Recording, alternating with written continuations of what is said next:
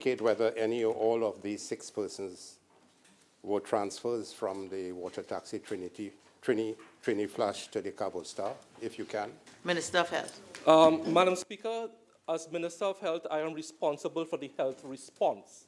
The health response, we had 6 patients to deal with, and the health response was excellent.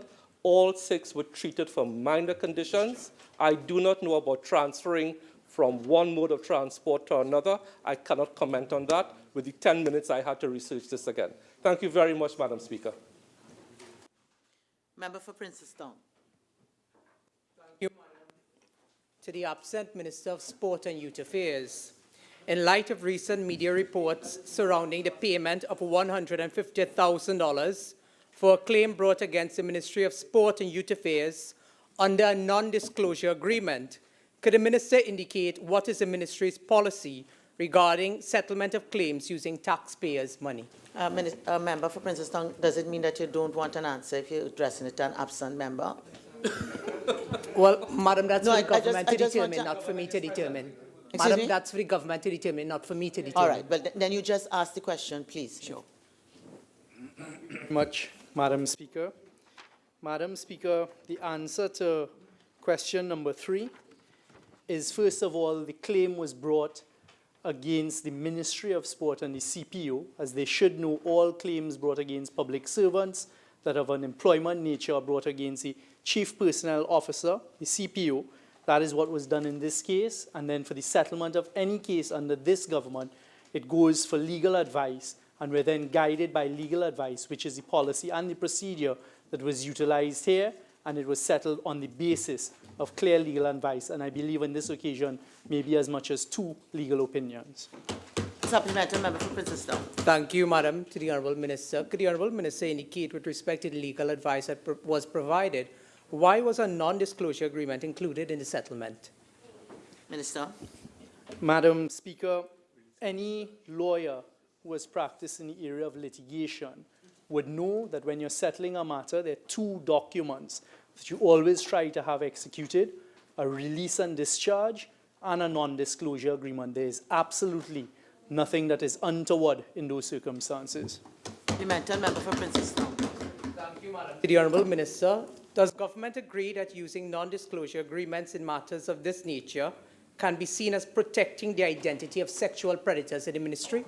I will not allow that as a supplementary question. Member for Caroni.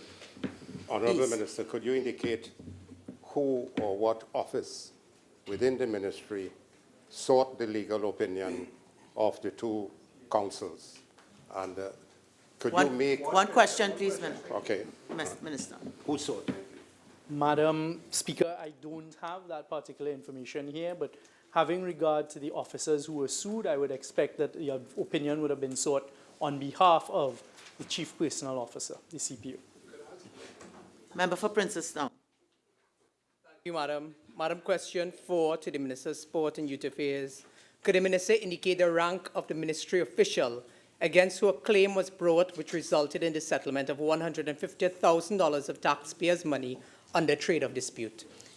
Minister of Sport and Youth Affairs. On behalf of the Minister of Sport and Youth Affairs, this matter is the subject of a release and discharge agreement, which includes a confidentiality matter. This is standard where there is no admission of liability. It is in those circumstances where there is no admission of liability that this matter is therefore the subject of the agreement that binds the parties with the court's approval. And in those circumstances, that is the simple answer. Supplemental member for Princestown. Madam, to the Honourable Minister, in light of the public interest in this matter, could the Minister confirm or deny, yes or no, that the Minister of Sport is not the official who the claim was brought against? I can absolutely confirm that the claim was brought against the Ministry of Sport and the Chief Personnel Officer concerning a matter of improper procedure on termination, prior to termination. And that is the matter that the court had to consider. Supplemental member for Princestown. Madam, could the Honourable Attorney General indicate that the substantive Minister of Sport is in no way named in this matter? Attorney General. Madam Speaker, having explained to my learned friend what a release and discharge is, it is imperative to perhaps go a little bit further.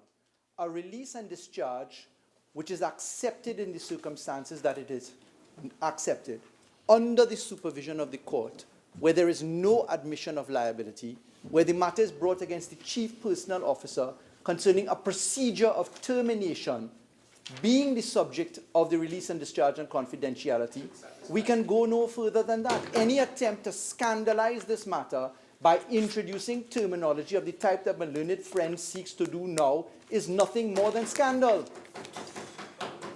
Member for Oropouche East.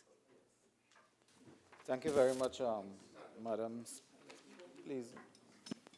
Thank you very much, Madam Speaker. To the Attorney General.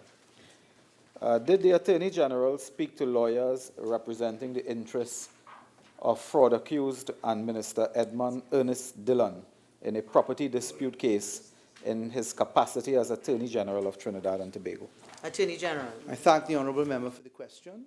Madam Speaker, on the 9th of September 2015, the Honourable Prime Minister, by his instruction, saw that I was appointed as Attorney General and Minister of Legal Affairs of Trinidad and Tobago. Madam Speaker, as Attorney General, I speak with any and everyone who is capable of distinguishing fact from fiction. For instance, there being a civil suit against the Honourable Minister of National Security does not equate to the allegations put by my learned friend in the body of this question. I therefore confirm that I certainly did speak to establish the position of facts and clarity, because as we all know, there are often many versions of events, and it is imperative, therefore, that we understand what is before us at any point in time as it relates to facts. Supplementary member for Oropouche East. Thank you very much. Is the Attorney General therefore saying that the Attorney General disagrees with the Express editorial of March 24, 2018, which stated that the Attorney General has no business in the private affairs of citizens of Trinidad and Tobago? Attorney General. Speaker, there is a fundamental right in our Constitution of the freedom of the press. I dare not take any position against that right. As Attorney General, I'm bound to respect the law, and I make no complaint to any citizen's view on any aspect of what I do. This is a free and fair democracy.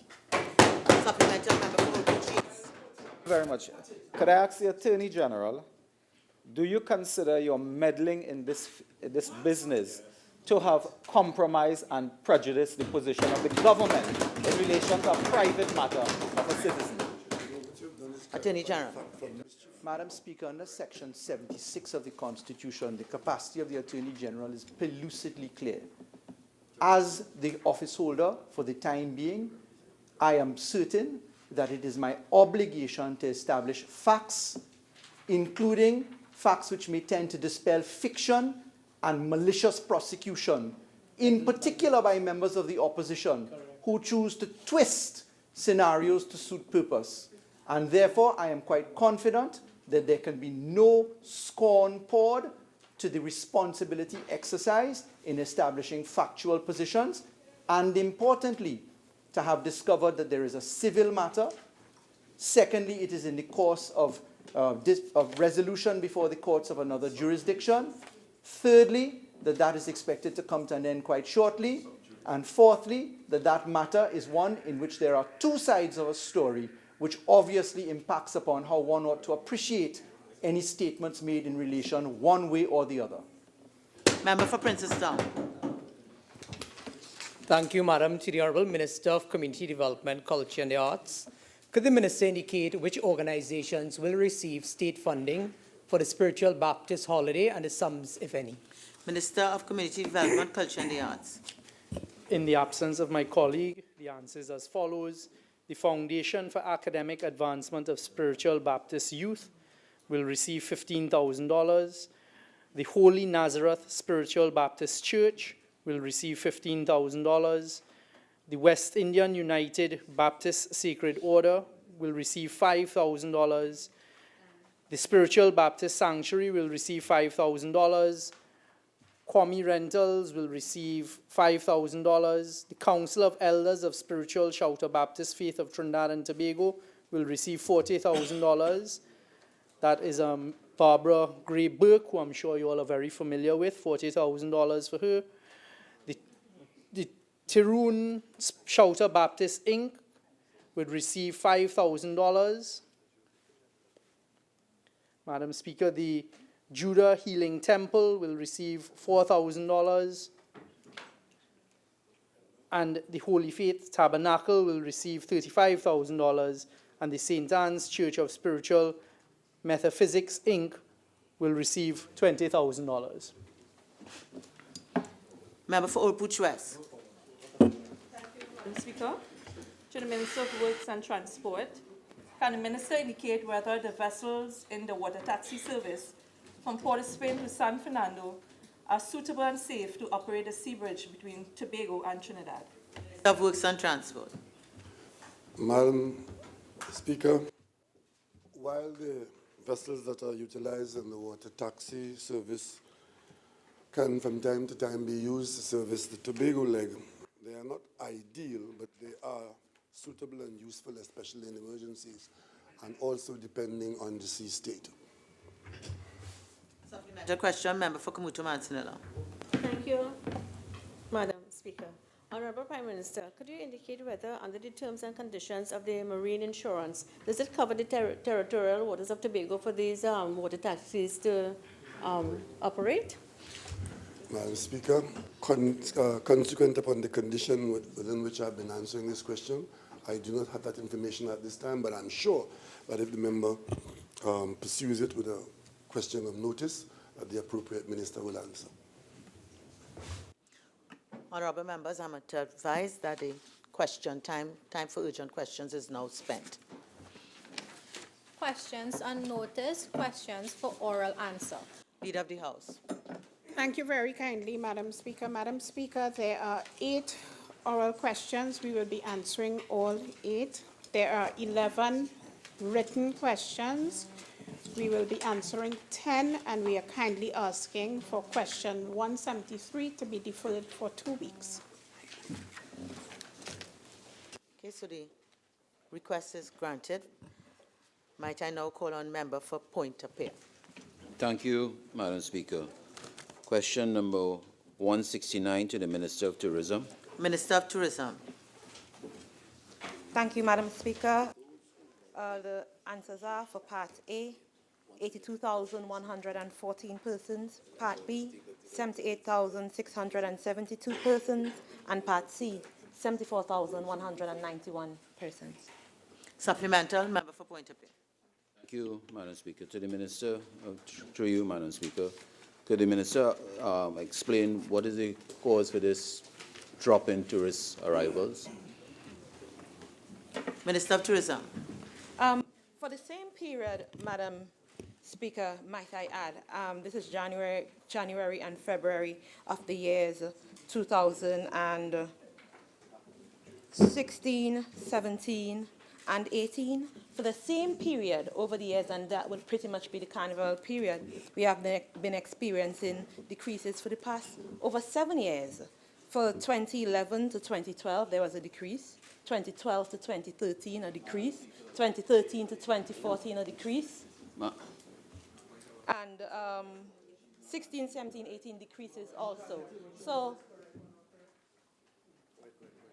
So, Madam Speaker, there are a number of issues as it relates to Carnival, the competitiveness of our Carnival, different matters that may contribute to tourism arrivals, immigration issues, a host of issues that may contribute to tourism arrivals. So the same for 2011, 12, 13, 14, 16, 17, 18. Thank you.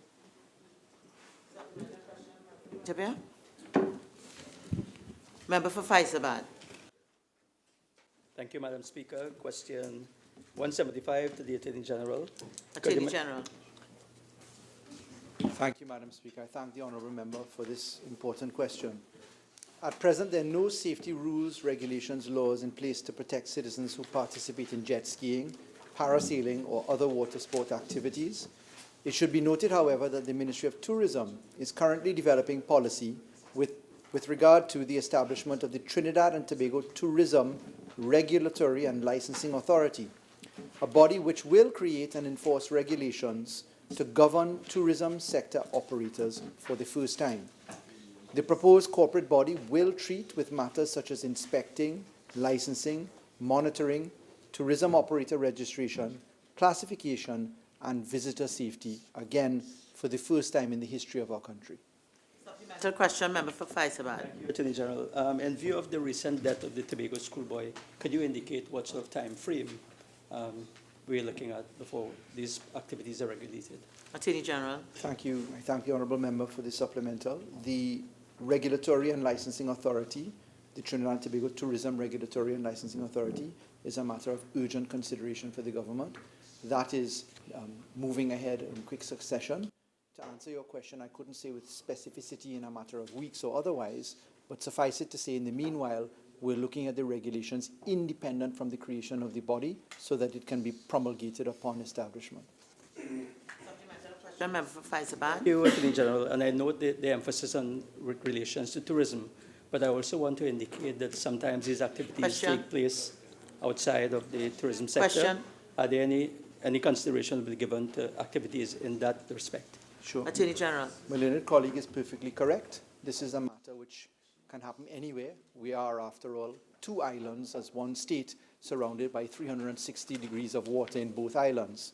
This is a matter of really careful coordination at the Ministry of Legal Affairs end of the Attorney General's office. We're on an exercise for registration, which will come very shortly, for all non-profit organizations, all entities, all manner of positions. The Ministry of National Security, through its supervision of lifeguarding services, also has a role to play, and that multi-sectoral approach is hoped to be harmonized so that we're not taking it in the piecemeal approach which has existed since independence. Member for Princestown. Thank you, Madam. To the Honourable Minister of Education, question number 152. Minister of Education. Thank you very much, Madam Speaker. The Poverty Girls College and the Shiva Boys College are approximately 72% and 74% completed, respectively. Works on the two facilities have been suspended by the respective contractors due to non-payment of invoices. The Ministry of Education is actively seeking to identify funds to meet outstanding payments and the cost of completion of the facilities. In the circumstances, Madam Speaker, I am not now in a position to provide the proposed recommencement date of the works on these facilities. Thank you. Supplementary, member for Princestown. Thank you, Madam. Madam, in light of the answer provided by the Honourable Minister of Education, is the Honourable Minister of Education telling us that in 2.5 years, no funds have been identified to continue the work at Shiva Boys and Parvati Girls College? Minister of Education. Thank you very much, Madam Speaker. Madam Speaker, we have found ourselves in a position where we had to closely look at the cost, the construction costs of these two schools. In the case of the Shiva Boys Hindu College, the astounding figure of $181 million, $507,281 was the sum that was, that was contracted. So far, the Ministry of Education paid $111,714,663 towards the construction of the Shiva Boys. Yes, in terms of the Poverty Girls in the college, the contracted sum was $141 million, $128,105. And so far, the contractor was paid $85,272. Madam Speaker, you will understand the position of this ministry and the position of this government when there's rampant corruption associated with this country.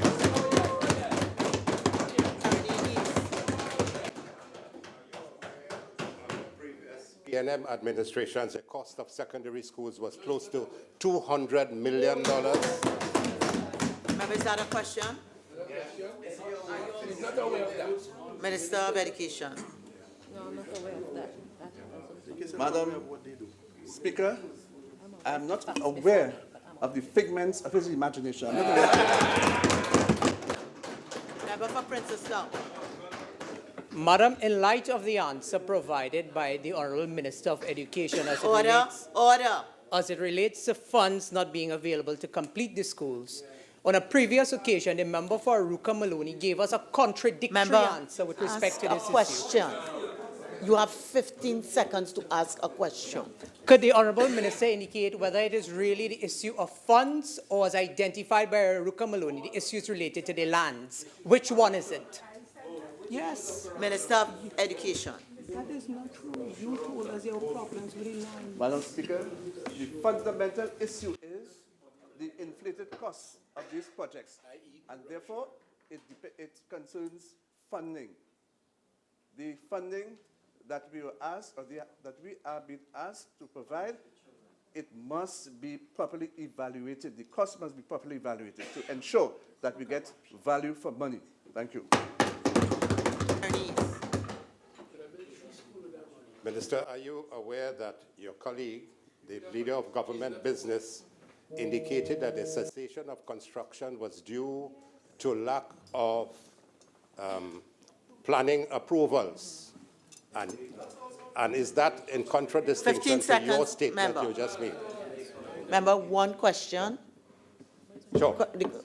First question, please, Minister of Education. Are you aware that your colleague, the leader of I've government... recognized the Minister of Education. The first question, Answer the question. please. The first question. Madam Speaker, thank you very much again. I have said it over and over again. The problem is the exorbitant cost of these projects. Of course, there are other related concerns of ours, but the main issue is the outrageous cost of these projects. Member for Princestown, question 153. Thank you, Madam. Madam, question number 153 to the Minister of Community Development, Culture and the Arts, please. Minister of Community Development, Culture and the Arts. Thank you very much, Madam Speaker. On behalf of the Minister of Community Development, Culture and the Arts, 134 grants were disbursed since September 2017. A breakdown of the grants disbursed by the National Commission for Self-Help Limited are as follows. Arima, 3. Barataria San Juan, 5. Caroni Central, 1. Couva South, 1. Couva North, 1. Camuto Manzanilla, 1. Dabadi O'Meara, 9. Diego Martin Central, 8. Diego Martin East, 5. Diego Martin West, 6. Faizabad, 10. Labre, 5. Laventil East, 3. Laventil West, 7. Mayaro, 4.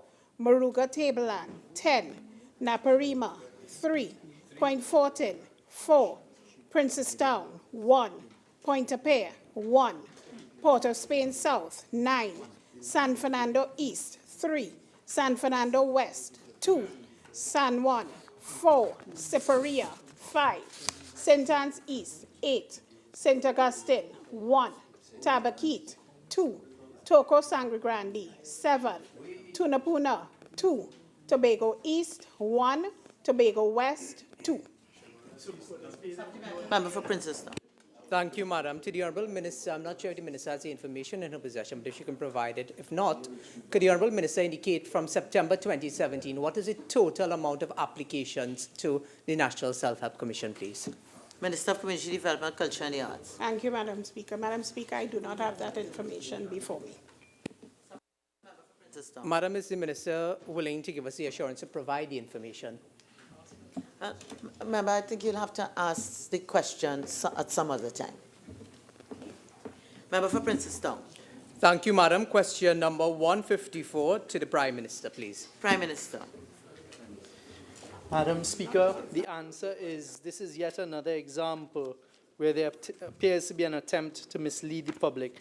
This government has never had any intention whatsoever to use Stallmeyer's Castle for the office of the Prime Minister. So one wonders once again where this came from.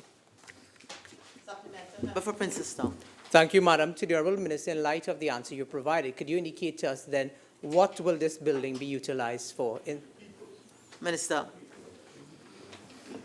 Madam Speaker, the Stallmeyer's Castle Cabinet has taken a decision to use it as an arts and cultural center, and it has been placed under the purview of the Ministry of Community Development, Culture and the Arts to be managed by the same board that manages Napa, and it will be used there will be historical guided tours, exhibitions related to art, other exhibitions provided on a fee basis via an approved criteria.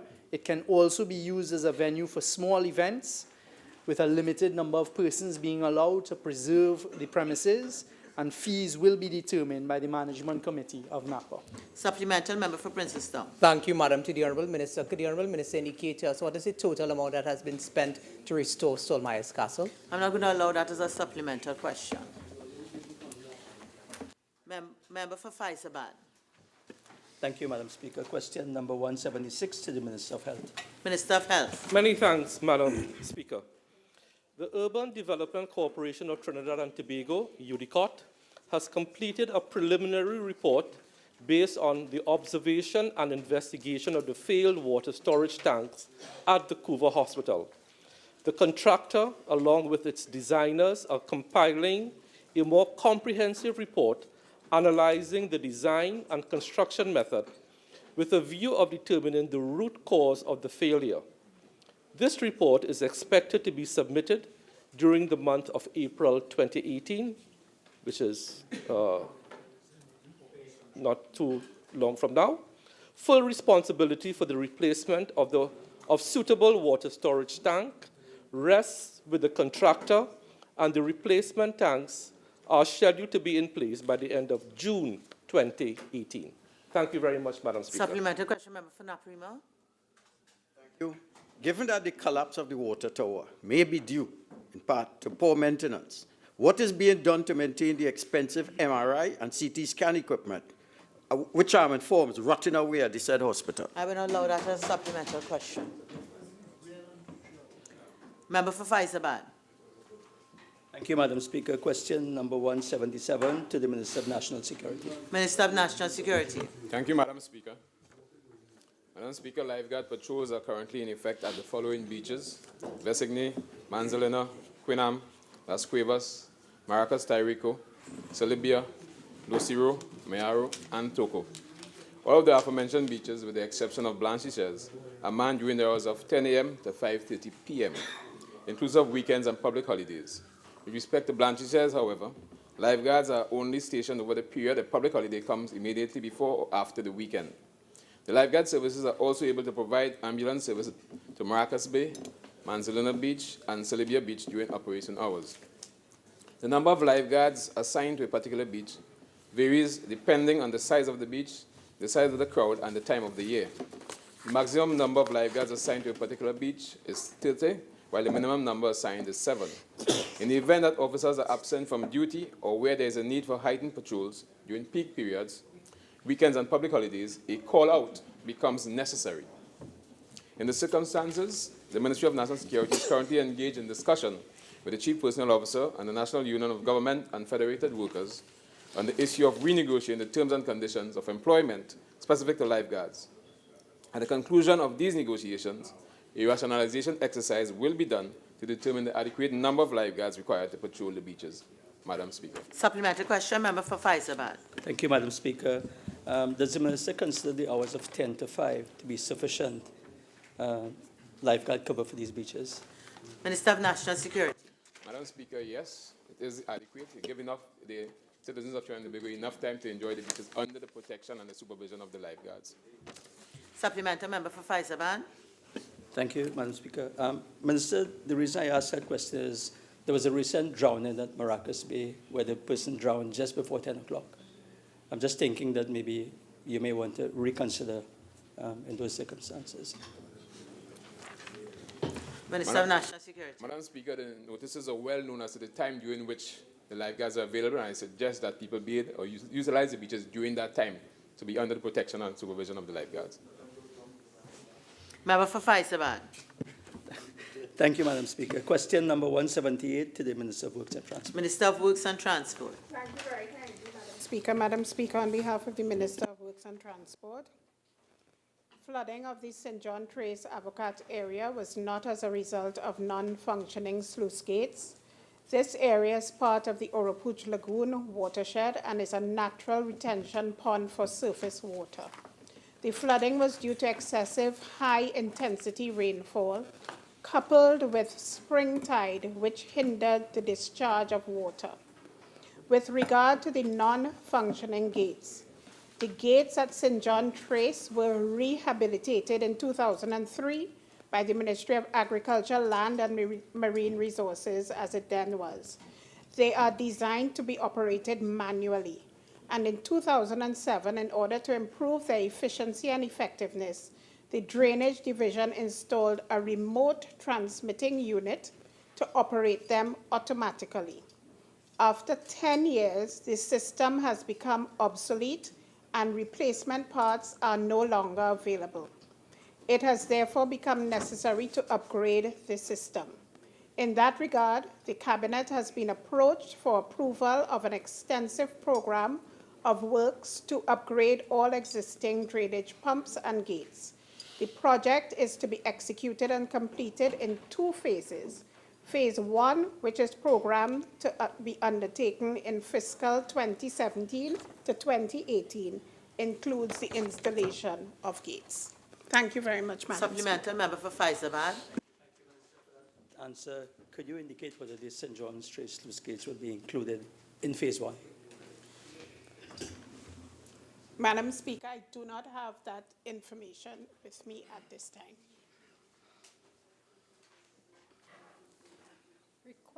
Request for leave to move the adjournment of the House on definite matters of urgent public importance. Member for Oropuch East. Thank you very much, Madam Speaker. Madam Speaker, in accordance with Standing Order 17.3, I hereby seek your leave to move the adjournment of the House at today's sitting of the House of Representatives for the purpose of discussing a definite matter of urgent public importance, namely, the failure of the government to effectively address the collapsed sea bridge between Trinidad and Tobago.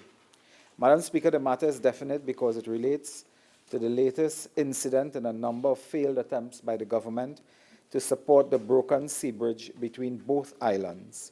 That is, the rescue of some 63 persons traveling yesterday on the Triniflash water taxi vessel. The matter is urgent because the government is now totally bereft of any plan to address the collapsed sea bridge after numerous failures in attempting to address this situation. The matter is of public importance because the dependency upon the sea bridge affects the lives and livelihood of all who work, visit, and live in Tobago. Honorable members, I am not satisfied that this matter qualifies under this standing order. I advise that the member pursues this matter under Standing Order 16. Statements by ministers.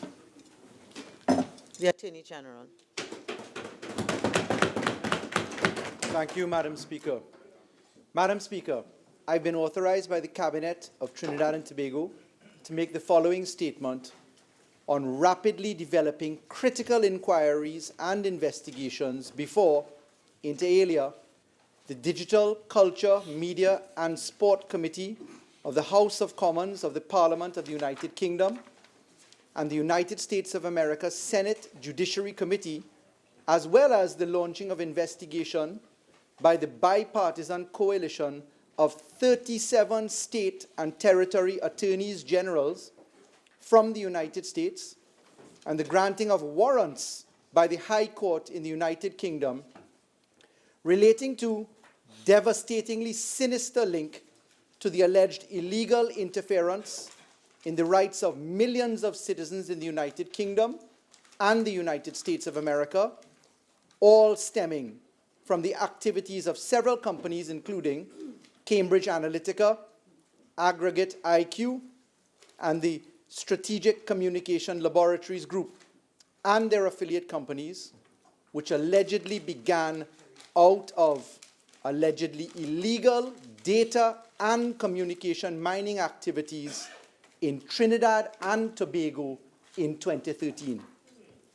Madam Speaker, Cambridge Analytica is a British political consulting firm which combines data mining, data brokerage, and data analysis with strategic communication for the electoral process.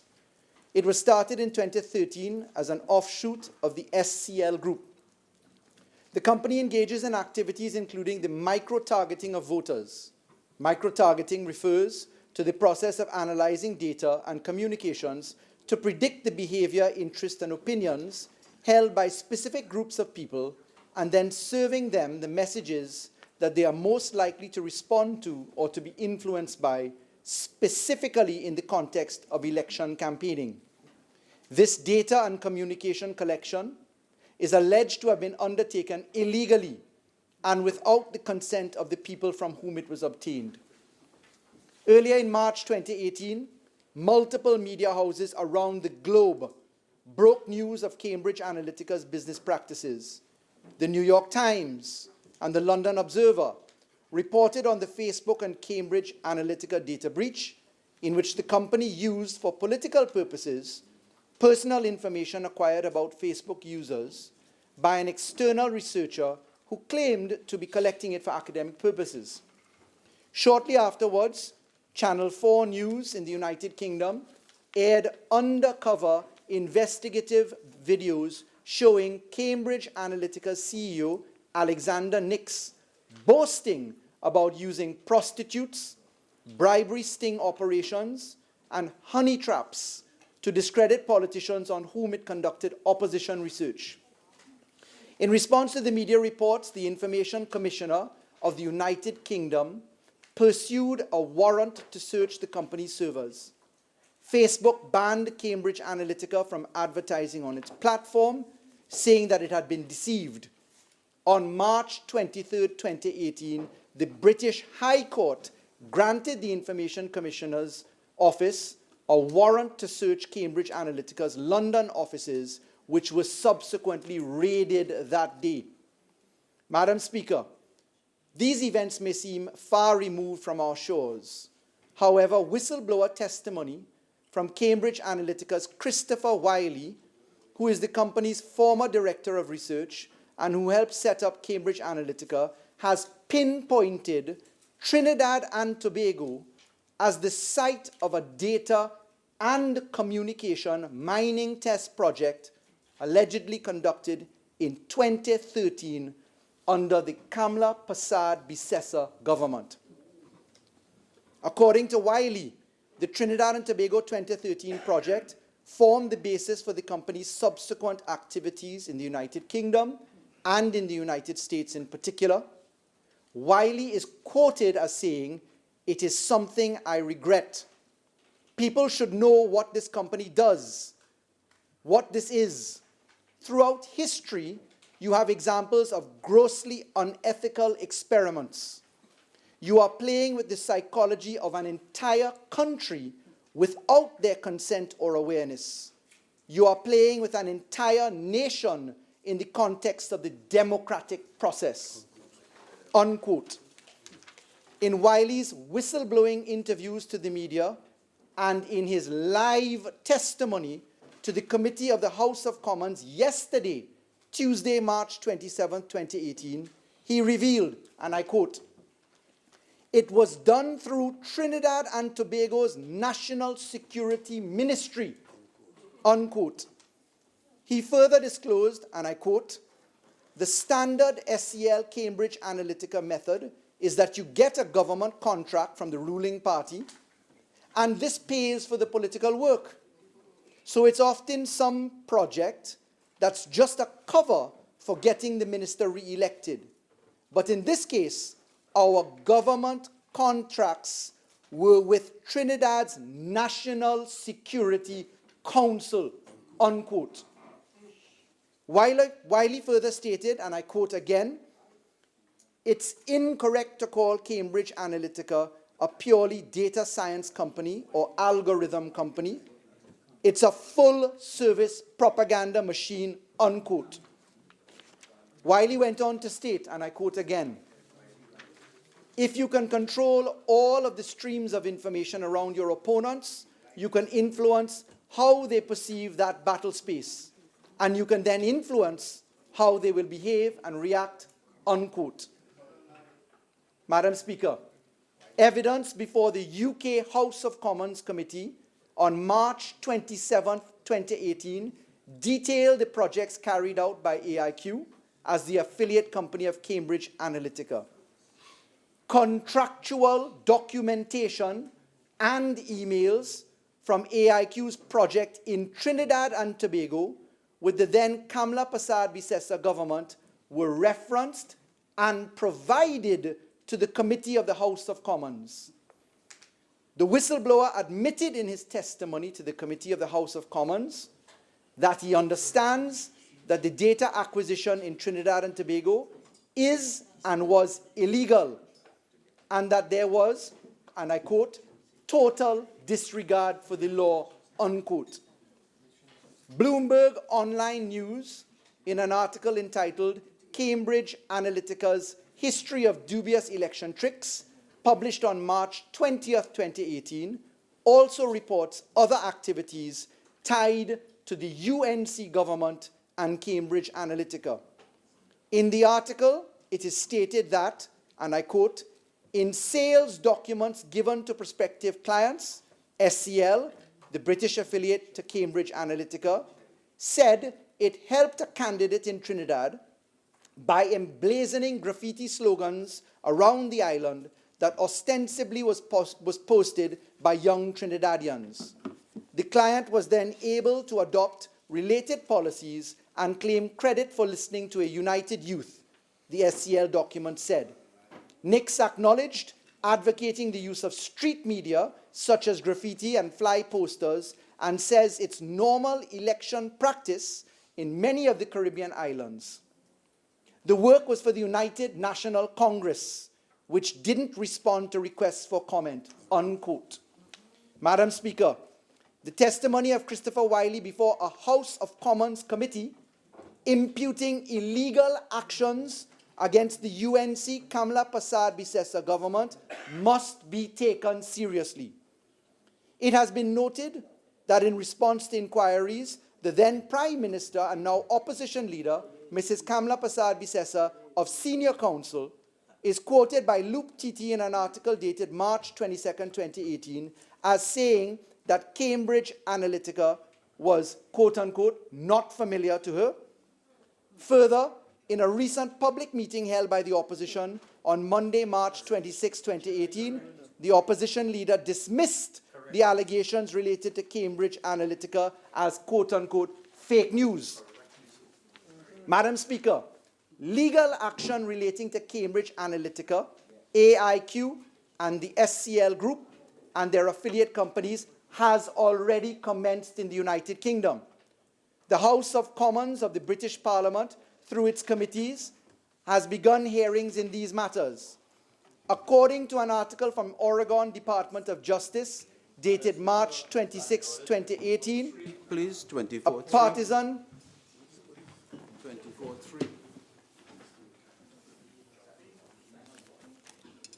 Please continue. Thank you, Madam Speaker. Madam Speaker, I'll continue. Legal action relating to Cambridge Analytica AIQ.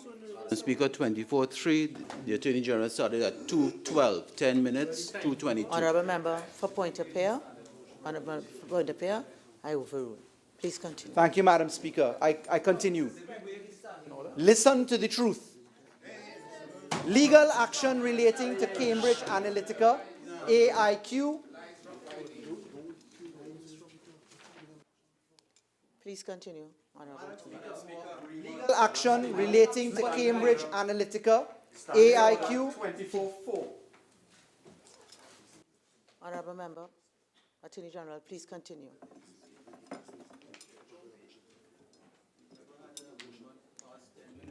Madam Speaker, we beg to move that the Attorney General be allowed to finish this statement, especially given the fact that the members have stood and interrupted the completion of this statement. Put the motion to the floor. Put the motion to the floor. Let me vote on it. You don't want to hear it, you want to hear it. Countries with the international people want to hear. What's all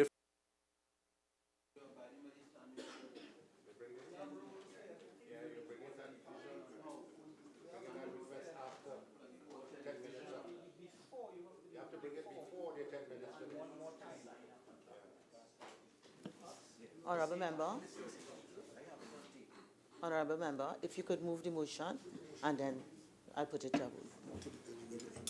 Madam Speaker, I beg to move that the standing orders be suspended to allow the Attorney General to complete this statement in its entirety. Okay, and members, I now put this to the House, and the question is whether the standing orders be waived to allow an extension of time. Honorable members, I believe we do things in a particular way. For an extension of time for the Attorney General to complete his statement. All in favor? Aye. Any against? No.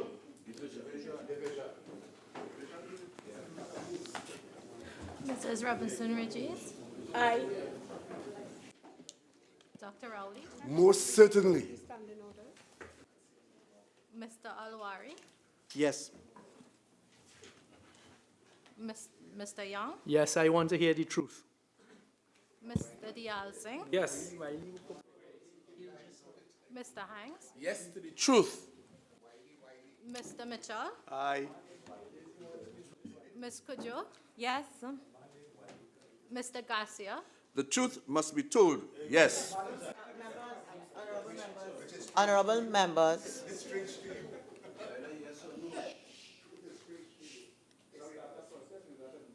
Member for Caroni is, I'm on my legs, please. Honorable members, could you just limit your response to yes or no? Mrs. Critchlow Coburn. Mr. Ford. Yes. Mr. Dallon. Yes. Mrs. Dr. Dolly. Yes.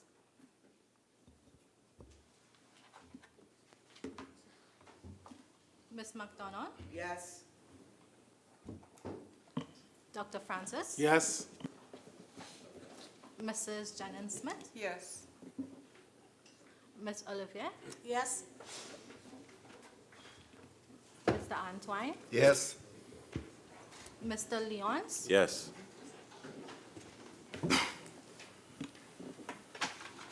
Mr. Lee. No, abuse of the standing orders. 1 minute, please. Member, I have just asked that all members limit their answers to yea or nay. Member for Naparima.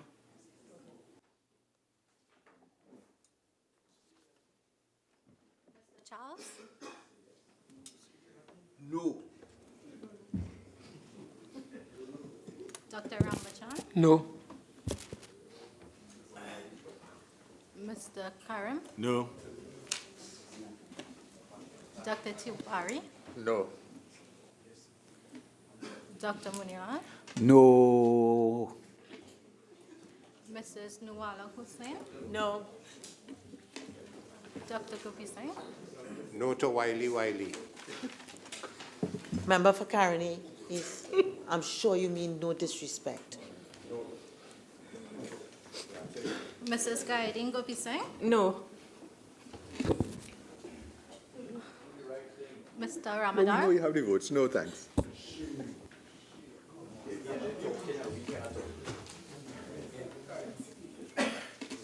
Dr. Khan. No. Mr. Padarat. No. Dr. Budo. No. Mr. Pare. No. Mr. Singh. Yes for 10 minutes, no for beyond 10 minutes. Mr. Mr. Member. Singh. Member, you know better than that. Thank you. Mr. Smith. Yes. Hey.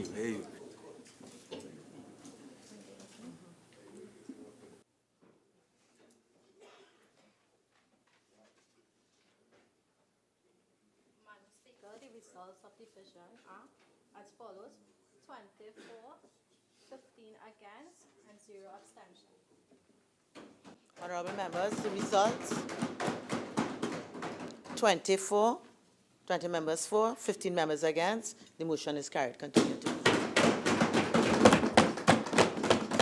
Thank you, Madam Speaker. Evidence before the UK House of Commons Committee on March 27, 2018, detailed the project carried out by AIQ as the affiliate company of Cambridge Analytica. Contractual documentation and emails from AIQ's project in Trinidad and Tobago with the then Kamla Persad Bissessar government were referenced and provided to the Committee of the House of Commons. The whistleblower admitted in his testimony to the Committee of the House of Commons that he understands that the data acquisition in Trinidad and Tobago is and was illegal, and that there was, quote, total disregard for the law, unquote. Bloomberg Online News, in an article entitled Cambridge Analytica's History of Dubious Election Tricks, published on March 20th, 2018, also reports other activities tied to the UNC government and Cambridge Analytica. In the article, it is stated that, and I quote, in sales documents given to prospective clients, SCL, the British affiliate to Cambridge Analytica, said it helped a candidate in Trinidad by emblazoning graffiti slogans around the island that ostensibly was posted by young Trinidadians. The client was then able to adopt related policies and claim credit for listening to a united youth, the SCL document said. Nix acknowledged advocating the use of street media, such as graffiti and fly posters, and says it's normal election practice in many Caribbean islands. The work was for the United National Congress, which didn't respond to requests for comments, unquote. Madam Speaker, the testimony of Christopher Wiley before a House of Commons committee imputing illegal actions against the UNC Kamla Persad Bissessar government must be taken seriously. It has been noted that in response to inquiries, the then Prime Minister and now opposition leader, Mrs. Kamla Persad Bissessar of Senior Counsel, is quoted by Luke Titi in an article dated March 22, 2018, as saying that Cambridge Analytica was, quote, not familiar, unquote, to her. Further, in a recent public meeting held by the opposition on Monday, March 26, 2018, the opposition leader dismissed the allegations relating to Cambridge Analytica as, quote unquote, fake news.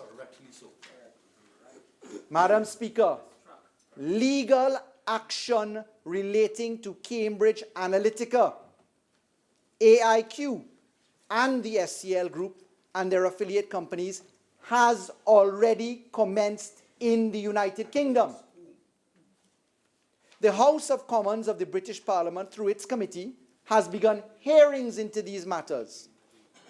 According to an article from the Oregon Department of Justice, dated March 26, 2018, a bipartisan coalition of 37 state and territory attorneys general from the United States sent a letter dated March 26, 2018 to Facebook CEO Mark Zuckerberg, demanding answers about the company's business practices and privacy protections. The legislature of the United States of America has intervened.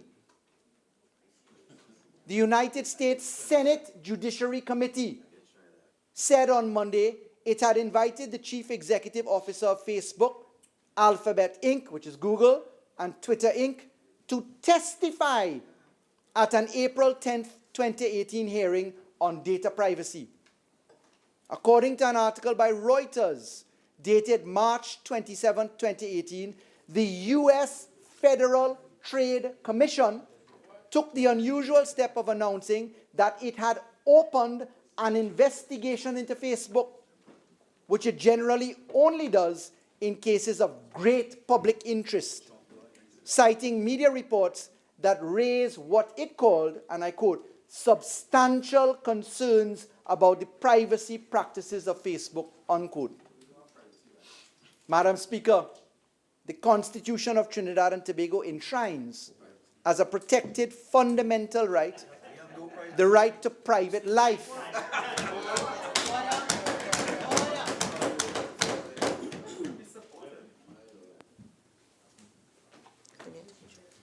Let me repeat that as my friends jest about it, Madam Speaker. Rest of the world being serious. Let me repeat this. The Constitution of Trinidad and Tobago enshrines as a protected fundamental right the right to private life. The Interception of Communications Act, Chapter 1508, at Section 6, strictly prohibits the interception of communication in the manner alleged by the whistleblower in testimony given before the Digital, Culture, Media and Sport Committee of Commons of the British Parliament. The Computer Misuse Act, Chapter 1117, at Section 3, prohibits the unauthorized access to data. The alleged acts committed by Cambridge Analytica and its affiliates, alter egos, potentially constitute breaches of the laws of Trinidad and Tobago. Madam Speaker, in the election campaign of 2015, citizens will recall there were wide-scale receipts of unsolicited, personalized political messaging from entities promoting the United National Congress. It is therefore incumbent upon the Office of the Attorney General, in discharging duties under the Constitution of Trinidad and Tobago, to cause an audit of all government ministries, statutory authorities, state enterprises, and the National Security Council to ascertain whether any contracts were established, whether any payments were made, and whether any services were rendered by the named companies Cambridge Analytica, Aggregate IQ, and the Strategic Communication Laboratories Group, and/or any of their affiliate, alter ego companies or entities. I shall ensure that this audit includes the application of a keen eye for any masked transactions through nominated or trustee entities to hide the true identity and nature of any services provided. Further, Madam Speaker, as the central authority for Trinidad and Tobago, the Office of the Attorney General shall take avail of the lawful provisions available by way of the mutual legal assistance and pursue the cooperation of international investigative agencies that are conducting parallel investigations into these matters addressed in this statement. We shall reach out to authorities in the United Kingdom and the United States of America to secure information and evidence relating to this most serious matter of alleged illegal conduct and activity. Accordingly, Madam Speaker, I am to inform this Honourable House that yesterday I instructed the state's attorneys in the United Kingdom to take immediate steps to secure the evidence and materials provided by persons including the whistleblower Christopher Wiley. It is also reasonable to expect that the committee of this Parliament with responsibility for matters of national security will take due notice of this troubling affair and engage in suitable inquiry and interrogation of all relevant witnesses, including whistleblowers here and abroad, as is actively ongoing in the committees operating in the legislatures of the United Kingdom and the United States of America. Madam Speaker, this government will do all in its power to investigate this very important matter, to unearth whether the rights of the citizens of Trinidad and Tobago have been infringed, and to hold all such persons responsible for breaches of the laws of the Republic of Trinidad and Tobago properly accountable. I thank you, Madam Speaker. And in order 24-4, Standing Order 24-4. You wish to ask a question? Madam, I ask just a question to you on just a procedure. Bearing in mind the Attorney That would not be General- under Standing Order 24-4. If you have a standing order you wish to raise, Okay, with I will- respect to this, please. 24-4. Bearing in mind that the Attorney General has made statements today worse than the Emailgate allegations, could the Attorney General indicate? 1 minute. Remember, you're allowed to ask a question, 15 minutes for elucidation on the statement, 15 seconds, sorry, 15 seconds on the statement made for elucidation. I will ask you to withdraw what you started as the intro, ask your question, 15 seconds. I withdraw, Madam Speaker. To the Attorney General. Mr. Attorney General, could you, for purposes of elucidation, indicate whether in 2.5 years in office you have found one iota of evidence to suggest that the former administration of the People's Partnership paid Cambridge Analytica or any other related entities before coming to Parliament and making such scandalous allegations? Attorney General. Madam Speaker, I genuinely thank the honourable member for the question. It is no small, laughing, or piddling matter that the legislatures of the United Kingdom, the United States of America, the High Court of the courts in the United Kingdom, a branch of the Supreme Court, have taken note of whistleblowing testimony and live evidence, indicating by way of evidence now globally transmitted the direct involvement of the Kamla Persad Bissessar government in transactions concerning breaches of the laws of the Republic of Trinidad and Tobago, from witness testimony, Madam Speaker, including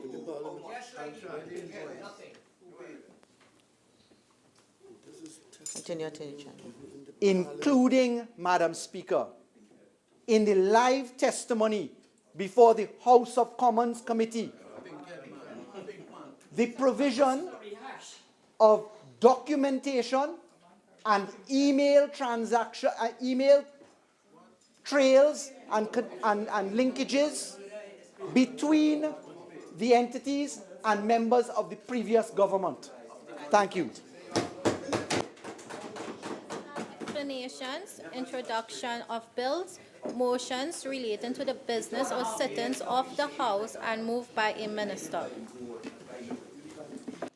Honourable Member for Naparima, please be reminded where you are. Leader of the House. Thank you very kindly, Madam Speaker.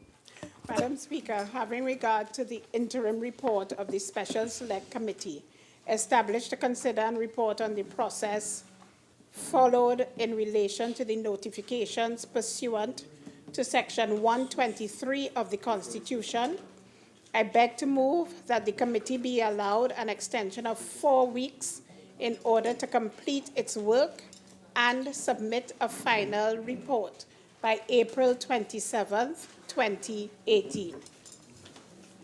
Honourable members, the question is, be it resolved that the Special Select Committee established to consider and report on the process followed in relation to the notification pursuant to Section 123 of the Constitution be allowed an extension of 4 weeks in order to complete its work and submit a final report by April 27, 2018.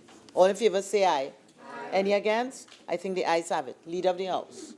Thank you very kindly, Madam Speaker. Madam Speaker, having regard to the interim report of the Joint Select Committee appointed to consider and report on the Gambling, Gaming and Betting Control Bill 2016, I beg to move that the committee be allowed an extension of 3 months in order to complete its work and submit a final report by June 29th, 2018.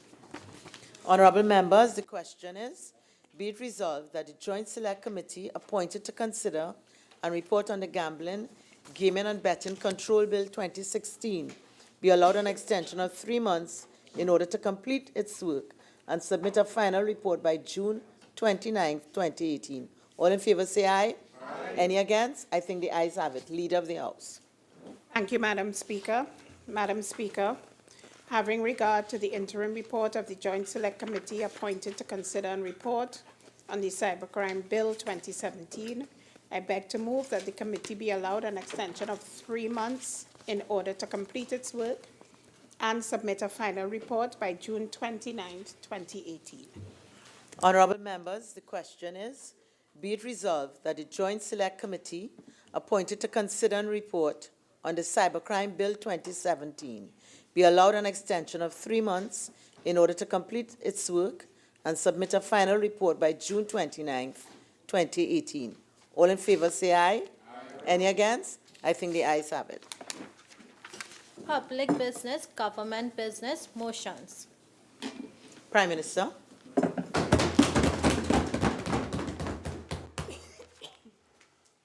Madam Speaker, I beg to move the following motion standing in my name. Whereas Section 122, subsection 3 of the Constitution of the Republic of Trinidad and Tobago, Chapter 101, commonly referred to as the Act, provides that the President shall, after consultation with the Prime Minister and Leader of the Opposition, nominate persons who are qualified and experienced in disciplines of law, finance, sociology, or management to be appointed as members of the Police Service Commission. And whereas Section 122, subsection 4 of the Act provides that the President shall issue a notification in respect of each person nominated for appointment under subsection 3, and the notification shall be subject to affirmative resolution of the House of Representatives. And whereas the President has nominated Ms. Bliss C. Prasad to be appointed as a member of the Police Service Commission, and whereas the President has on the 26th day of March 2018 made a notification in respect of the nomination, and whereas it is expedient to approve the notification, be it resolved that the notification of the nomination of Ms. Bliss C. Prasad as a member of the Police Service Commission be approved. I beg to move.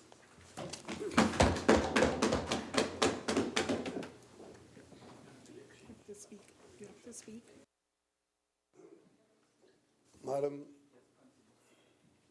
Madam Speaker, we had not initially intended to be here today for a sitting of this Honorable House, but given certain exigencies of the situation and legal requirements, we were virtually duty-bound to be here today. Let me explain, Madam Speaker, to your indulgence.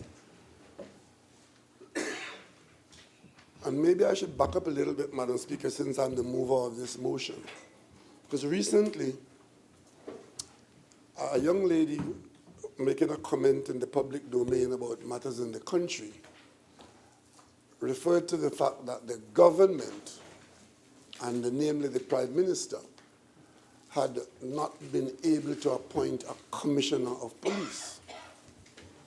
And I looked at that comment in wonder, because here I was relying on the newspapers for any information relating to the process of the appointment of a commissioner of police. Because given the arrangements that are in place, maybe the one person in Trinidad and Tobago who is not involved or who knows nothing about what is happening with the appointment of a commissioner of police is the Prime Minister. And interested as I am in the matter, and urgent as the matter is, and of great concern to the public, the arrangements for that appointment requires me to get my information from the newspaper. And it's against that background that I did see in the newspapers that the current acting commissioner of police was in post by virtue of a short appointment given by the Police Service Commission, and that appointment holds until the 31st of March, which is in a few days' time, with the intervening long Easter weekend involved. At about the same time, Madam Speaker, the term of office of the last chairman of the Police Service Commission came to an end just about the time prior to the ending of the term of office of the outgoing president. In short, Madam Speaker, what happened was that there was no person in post of chairman of the Police Service Commission at the changeover of the presidency.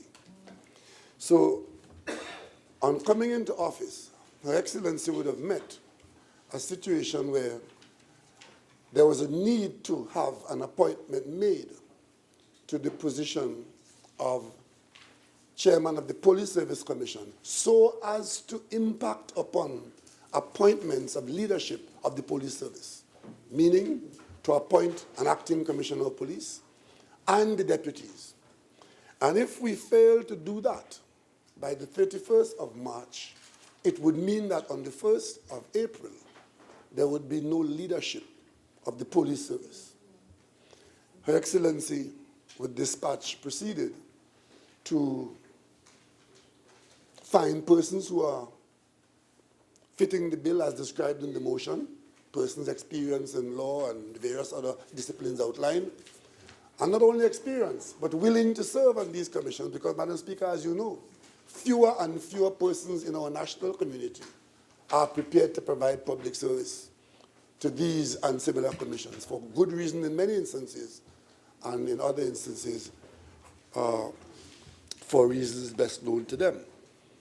Madam Speaker, as you would know, Her Excellency was installed in post on the 19th of March, and therefore what had to be done subsequent to the 19th of March was for this search to be done to find persons who would be willing to serve, get their agreement, and then the law, the constitutional arrangements require that there be consultation between the office of the President, the office of the Prime Minister, and the office of the opposition leader. And only after that has been done, the sourcing of the persons and the consultation and the responses to the office of the President, could the President then proceed to select an individual or individuals to serve on the Police Service Commission. Madam Speaker, in the few days available, this tortuous route has been traversed, and the recommendation to this House has come from the office of the President. It is after the consultations had been completed. It is that recommendation through the notification which says as follows, Madam Speaker. A notification dated 26th day of March 2018 under the Constitution of the Republic of Trinidad and Tobago. And I quote, Madam Speaker, "It is hereby notified that I, Paula May Weeks, President, after consultation with the Prime Minister and the Leader of the Opposition, in accordance with Section 122, subsection 3 of the Constitution of Trinidad of the Republic of Trinidad and Tobago, nominate Bliss C. Prasad, a person who is qualified and experienced in the discipline of finance, to be appointed as a member of the Police Service Commission." Signed by Her Excellency the President. Madam Speaker, so process-wise, we have gone through all that is required. It is now for this Honorable House to receive this notification and to give its approval to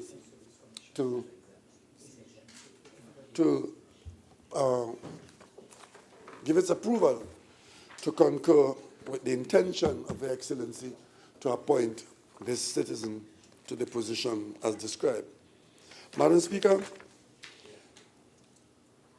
some of us may know, and most people will not know who Bliss C. Prasad is. But if we do vote in the affirmative today, this lady would become the chairman, the member of the Police Service Commission, and Her Excellency will proceed to appoint a chairman, and that chairman will proceed to call the relevant meeting and take the steps to appoint the leadership to the police service, if only in acting capacities. Ms. C. Prasad is experienced in financial services, and she's an administration professional who brings 27 years of banking and financial planning knowledge, having worked with large, reputable organizations and in professional individuals in Trinidad and Tobago. Madam Speaker, with respect to her areas of expertise, this lady is very well qualified to be considered, as she has been by Her Excellency.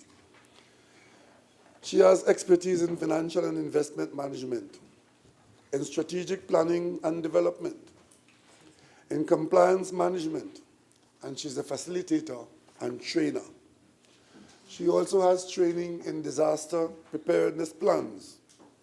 She has been involved in a number of conference planning and management issues accordingly, and she has worked extensively in client development and networking. Madam Speaker, with respect to her professional training, she's a licensed insurance broker specializing in international health insurance. She's also an expert in time management, and I dare say, Madam Speaker, if she ever finds herself anywhere in the police service, this would be a very welcome skill. Madam Speaker, she also would be extremely useful, bringing the skills of developing performance standards, because heaven knows, Madam Speaker, we need to work on improving on certain standards in the police service. She also has training and experience from her days at the Central Bank of Trinidad and Tobago in matters of security and safety. As a manager, Madam Speaker, she is skilled in managing in a changing environment. And with respect to financial management, Madam Speaker, she has expertise in anti-money laundering training and with global trends in international finance. Madam Speaker, her education is quite impressive, dating back to her qualification where she obtained a Bachelor of Arts and Honors degree in Geography and History in 1980. She went on in 1981-82 to read for a Master of Arts degree in Urban Geography and Planning from Michigan State University. She also, Madam Speaker, in the period 84 to 87, completed 8 Level 2 papers in Chartered Association of Certified Accountants qualification. And Madam Speaker, she has a postgraduate certificate course in global trends in financial markets. Madam Speaker, she is very active in matters of management, and she's currently the wealth manager at Guardian Asset Management and Investment Services Limited, and has been practicing management and financial consultant work for the past 16 years locally and regionally. She's worked with Guardian Life of the Caribbean as an asset manager and with Intercommercial Bank Limited, assisted in preparing financial services for them. Madam Speaker, with respect to her involvement in other business outside her workplace, she holds currently a directorship on the Chagaramas Development Authority, and she's also Vice President of the Trinidad Building and Loan Association. And previously, Madam Speaker, she worked with the Trinidad and Tobago Transparency Institute, among others, along with Asa Wright, as part of her public service to the people of Trinidad and Tobago. And she functioned as company secretary in a number of private sector organizations, and currently holds membership in the Trinidad and Tobago Chamber of Industry and Commerce, the Art Society of Trinidad and Tobago, the Queen's Park Cricket Club, and the Trinidad and Tobago Transparency Institute. Madam Speaker, Citizen Bliss C. Prasad is very well qualified to be considered for the position of member on the Police Service Commission. And having been so selected and recommended, and we've been so notified, it is with pleasure and privilege that I ask my colleagues in this House to accept from Her Excellency the notification and act in support in the appointment of Bliss C. Prasad to a membership on the Police Service Commission. Madam Speaker, I thank you. Honourable members, I will now propose the question for debate. Be it resolved that the notification of the nomination of Ms. Bliss C. Prasad as a member of the Police Service Commission be approved. Member for Orpuchis. Thank you. Thank you very much, Madam Speaker. Madam Speaker, it's a pleasure to join this debate and to speak today on behalf of members on this side on a matter that the Prime Minister, quite rightly, spoke to earlier and suggest that there is some urgency to conduct this piece of business as we are doing today. Today as well, Madam Speaker, I suspect that this is the only piece of business we are conducting, and it speaks to the importance of the timeline that we are operating with. Madam Speaker, the motion before us on the order paper calls on the House, the motion in the name of the Leader of the House, calls upon the House to affirm the notification for the nomination of Ms. Bliss C. Prasad as a member of the Police Service Commission and to approve such a notification. Madam Speaker, just to state that this process we are engaged in the Parliament is in a historical context relatively new. It was only about 10 years ago or so, a decade ago, that our entire arrangements for the appointment of such commissioners, our arrangement was changed to ensure greater transparency, greater information, sharing of information, so that persons nominated to serve on the Police Service Commission, and indeed other commissioners and other high office holders, would be subjected to parliamentary scrutiny. Madam Speaker, that process was undertaken by an agreement between the then People's National Movement government of Mr. Patrick Manning and the United National Congress in opposition, led by the former member for Couva North.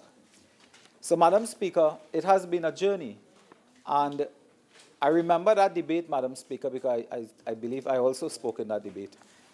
And it was a welcome step because of the need for transparency, accountability, and information on key office holders. And many persons in the national community were looking to the model of the United States Congress, where persons in high office, for their appointment, they will go to a congressional subcommittee and be grilled, be interviewed, examined and cross-examined, so that the American people can have a sense of who are these people, who are those high office holders that will exert so much power and carry so great a burden of responsibility in the conduct of American life. And while we did not quite reach the point of having members before a committee for that purpose, it was felt that this was a good start. And maybe as we go along, we will want to consider other such avenues so that persons who exercise power and authority can be placed before the public. As ministers and as members of Parliament, we are before the public all the time. But there are still officers of the state in high office who, for some reason or another, may not be before the public to explain their actions or omissions in the national interest. Madam Speaker, just for the timeline, I just want to indicate that the opposition understands and respects the urgency of this process. And pursuant to that commitment, a letter dated last Thursday was received by the opposition leader on Friday. And by Monday, the opposition leader signed and returned a letter confirming her non-objection to the candidacy of Bliss C. Prasad. But, Madam Speaker, it is so that the United National Congress act in this sense with great urgency and diligence and commitment to our constitutional responsibility, and the member for Siparia wasted no time in responding to this urgent matter before the Parliament today. Madam Speaker, we also must take this opportunity to congratulate those persons, including Ms. Bliss Sipasad, she is before us today, to congratulate her for offering herself for high public office. This is still a country where, if you would have heard the Attorney General earlier, it's still a country where those in high office are the subject of scandalous allegations, the subject of unbelievable mauvalang and commerce and bacchanal. And that was evident today. And we must therefore congratulate Ms. Sipasad for taking this step and offering herself for national service. Because very few people may have the heart. We have a saying, it is not for the faint-hearted, this business. Because once you occupy high office, member for Point Fortin, you can expect the criticism, reasonable or not, that will come your way as you conduct the business of the state. So that Ms. Sipasad must be congratulated. Madam Speaker, the Police Service Commission operates pursuant to Section 122 of the Constitution. And such persons as Ms. Sipasad, I must say, and others, they also carry that extra burden of not only offering themselves, but exposing all their business to the Integrity in Public Life Act and the Integrity Commission, which many do. Regrettably, there are some ministers who have not done that, but many will be asked to expose all their financial business, their property dealings, their interests, assets, liabilities, and so on, so that public service today is not as it was, and for good reason, 30, 40 years ago. Today, when you're in public life, you have to account to the legal authority, you have to account to the public, and if you make a mistake anywhere along the line there are serious repercussions that you would face. And members of the government would know that only too well. Madam Speaker, the Police Service Commission finds its creation in the Constitution, Section 122. And the Prime Minister earlier read Section 122(3), which we are dealing with today. I will not read that. But I wanted just to focus on another aspect of the setup of the Police Service Commission. And to indicate for the record and for the public listening today as well, the Police Service Commission, according to Section 123, shall have the power to appoint persons to hold or act in the office of Commissioner and Deputy Commissioner of Police, to make appointments on promotion and to confirm appointments, to remove from office and exercise disciplinary control over persons holding or acting in offices specified in paragraph A, meaning Commissioner and Deputy Commissioner. The Police Service Commission would have the power to monitor the efficiency and effectiveness of the discharge of their functions, to prepare an annual performance appraisal report in such form as may be prescribed by the Police Service Commission, respecting and for the information of the Commissioner or Deputy Commissioner of Police, and the Police Service Commission shall have the power to hear and determine appeals from decisions of the Commissioner of Police or of any person to whom the powers of the Commissioner of Police have been delegated in relation to the appointment on promotion or as a result of disciplinary proceedings brought against a police officer appointed by the Commissioner of Police. Madam Speaker, the Police Service Commission also nominate persons for appointment to the offices specified, and I believe that function is a function that is upon us now, given the March 31st deadline. And it is for that reason, but not that reason alone, that this appointment has to be made with a sense of urgency. Madam Speaker, the Police Service Commission shall submit to the President a list of names of persons nominated for appointment and so on. But I don't want to get into that because it is the subject of a special select committee whose work, as is now public knowledge, whose work continues, and just today we have asked for an extension. But for better or for worse, the national community is now seeing firsthand processes that are being used by commissions for key appointments in the country. And I believe that is also in the public interest, that persons understand how things are done. And that particular commission, have been before the television cameras and before a committee of parliament, explaining themselves, so to speak. And this is another burden that public office holders carry, in that you can become TV stars or TV villains, depending on the matters before the national community. And this is why it's so important to welcome and thank persons for their service to Trinidad and Tobago in this respect. Madam Speaker, over the years, the Police Service Commission, under previous chairman, I believe it was Professor Ramesh Deusaran, had taken a much more proactive approach in interfacing with the national community. And it is not uncommon for the Police Service Commission to be engaging the national community in dialogue on the state of crime, on the state of the management of the police service, and on their critical functions, as I just outlined. So someone with this skill level, and I have the resume in my hand, which I'll refer to as a document we were furnished with. While Ms. Sipasad clearly is not a national figure that is well known to the national community, clearly Ms. Sipasad has great expertise and accomplishments in several areas.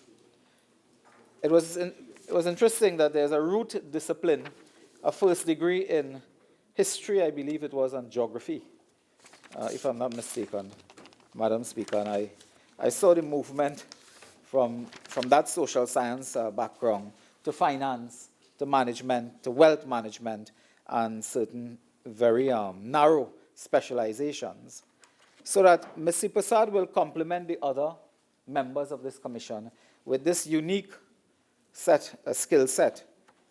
Well, Madam Speaker, there's a matter that I would just like to raise on this, on the candidate. And as I said before, Madam Speaker, the opposition leader indicated her non-objection, and it's very clear we are not in any way, any form or fashion objecting to the candidacy of Ms. Sipasad. But there was a matter that struck us a bit, Madam Speaker, and I just want to raise it. If the CV that we have been furnished with is up to date, Madam Speaker, it suggests as well that the candidate for this appointment is also a member of the Chagaramas Development Authority. Madam Speaker, just to reflect on that, the Chagaramas Development Authority is appointed pursuant to a cabinet decision. So that, in its sense, is indeed a political appointment. The candidate, I am told, was appointed in December 2015, appointed under the administration led by the member for Diego Martin West.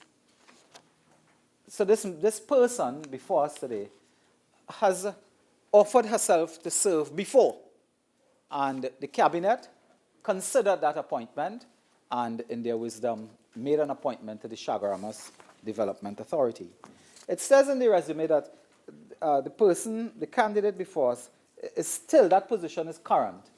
And I would just like to raise an issue as to whether or not that position is not an untenable position for someone to be in, that they are working on behalf of the government appointed by the cabinet, by the executive.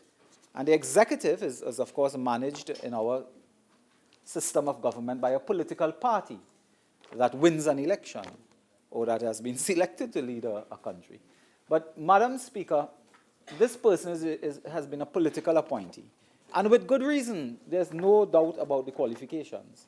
But when the person goes now to the Police Service Commission, that person is required to act completely independently and to appear to act completely independently of and impartially of the executive. Because the executive plays no business in the work of the Police Service Commission, and they ought to play no role in the Police Service Commission. There's a separation there. I don't know if that could be called a Great Wall of China as well. Maybe it's a Little Wall of China. But there is a separation. And I would suggest, that this candidate, as strong as the candidate may be, and we have no objection, would consider reconsider her position as to whether or not she should continue to serve as a political appointee on a state board. And because there are a lot of issues that will arise, you know, and there are issues of apparent bias, there are issues of apparent prejudice and so on, because that person is in the receipt of a stipend, as small as it may be, but that person is in the receipt of taxpayers' money in that position. They are required to follow the mandate of the government. When you're on a board of directors of the CDA, Petrotrin, wherever, you follow the policy mandate of the government. So that person is required to follow the policy mandate of the cabinet with one hat on, and then put on a next hat and say, I ignore you. I don't follow you. You have no business in the Police Service Commission. And I believe, and I will say it in a soft way, that is an untenable position to be in. And the candidate ought to reconsider that position, and the government ought to give that some thought as well, because you know, there is a point at which there could be a conflict. And it is not a conflict of police, you know, the CDA, while they have a police and a state police, I think, it is not a matter of policing and commissioner of police. It is because you're in a position of a political appointee, and then you're in the position of an impartial, independent commissioner under the Police Service Commission. And I hope I made that point clear, but in a gentle way, because we cast no aspersions on the candidate. Madam Speaker, I don't want to, all members have been furnished with the CV, but not the national community. So I will just reflect on a few items. Areas of expertise, financial, investment management, accomplishments include, and in fact I was taken aback by an accomplishment here. The person was involved in reducing the delinquency in the mortgage portfolio from 95% to 20% to ensure viability of the Workers' Bank, 1989 Limited. And that would be quite a feat. Successfully increased market share of the mortgage market at Scotiabank between 1995 and 1998. Mobilized financial resources to allow persons to travel and so on. And a wealth of professional training and education. It is geography and history, the first degree, followed by a Master of Arts in urban geography and planning, suggesting now there's a planner. And Chartered Association of Certified Accountants completed 8 Level 2 papers, postgraduate diploma in business administration, global trends in financial markets, and so on. So there's a sort of ascendancy from social sciences to planning, urban planning, and then to business, and then finance. And that is fine. Experiences include the Home Mortgage Bank, the Seacher and Scott Chambers, 101 Art Gallery, Guardian Life of the Caribbean Limited, Guardian Asset Management Limited, Intercommercial Bank, the Central Bank of Trinidad and Tobago, and of course several individual consultancies over the working life of the candidate. The candidate is also, apart from the CDA, would have also is currently serving, according to this, on the Trinidad Building and Loan Association as Vice President, Comcap Investments Limited, Family Planning Association of Trinidad and Tobago, Caribbean Foundation AIDS and Sustainable Health as an advisor, and had worked before or served in some way in the Trinidad and Tobago Transparency Institute, Batu Travel Service Limited, Asa Wright Nature Center, and a couple others. There's no problem, of course, with that, and there might be a more well-rounded personality as we look at membership of the Trinidad and Tobago Transparency Institute, the Queen's Park Cricket Club, Carinese, Art Society of Trinidad and Tobago, the Powerful Ladies of Trinidad and Tobago, and the Chamber of Industry and Commerce. So, well qualified. And that qualification comes to us at a time when clearly the major problem facing this nation is crime and insecurity. And with the problems that we face, it is not the responsibility alone of the police, it is not the responsibility alone of the government or the parliament, but also institutions like the Police Service Commission that has this critical role in calling to account the hierarchy of the Trinidad and Tobago Police Service. And if that function is abandoned, if that function is depleted, then we are in a bigger crisis than we believe to be in. So that there's a lot of work to be done. We know of the ongoing matter involving the appointment of the commissioner, and I will not speak to that, that is before committee. But there are other work that the commission has to be involved in, apart from appointment, and that would be the monitoring, the constitutional remit of the monitoring of the performance of those specified officers. And if that is not done properly, that speaks to a very difficult position where the police service at the very top would be adrift, lost at sea, without being rooted in any particular key and core performance-related audits and so on. So, Madam Speaker, those are the few words. Yeah, those are the few words we'd like to share. Also, this is, of course, under the remit of Her Excellency, the President. Unless I'm mistaken, this is the first appointment of Her Excellency, the President, and by itself it may speak, if not full volumes, but speak significantly to other appointments to come. And we also believe that there is still, unless I'm mistaken, a vacancy in the Police Service Commission, one more, and we look forward to that person coming to us very soon for a similar engagement of scrutiny. Madam Speaker, I thank you. Member, Minister. Thank you, Madam Speaker. And I want to thank my colleague from our approaches for contributing to the motion's expedition. But, Madam Speaker, I want to make one point very clear. Because my colleague spoke about people offering themselves for service in two instances here. One, in noting that Ms. Prasad is a member of the Shagaramas Development Authority, and today, as a person who is up for consideration for the Police Service Commission, I do not think that Ms. Prasad offered herself for service. It is the other way around. It is the administration of the country, in the case of the Shagaramas Development Authority, the minister, the Ministry of Planning and Development would have required certain skills.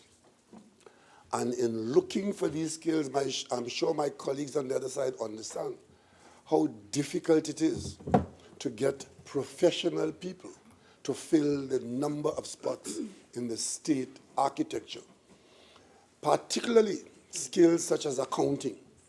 There are many statutory requirements for quite a number of boards where you have to put board members with respect to certain skills, whether engineer, architect, lawyer, so on.